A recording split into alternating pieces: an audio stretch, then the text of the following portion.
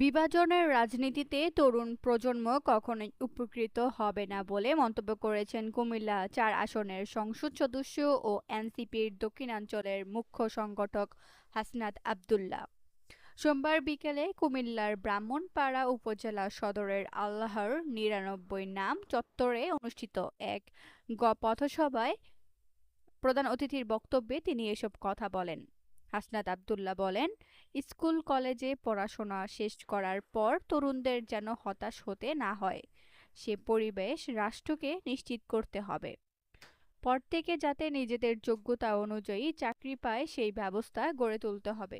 তিনি বলেন, দেশের কর্মসংস্থানের সুযোগ সীমিত হলে বিদেশে দক্ষ জনশক্তি পাঠানোর ক্ষেত্রেও সরকারকে কার্যকর ভূমিকা রাখতে হবে।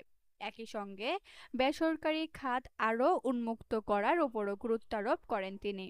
তার ভাষায়, প্রাইভেট সেক্টরগুলো এমনভাবে উন্মুক্ত করতে হবে যাতে আমাদের তরুণ প্রজন্ম নিজেদের কর্মসংস্থান নিজেরাই তৈরি করতে পারে।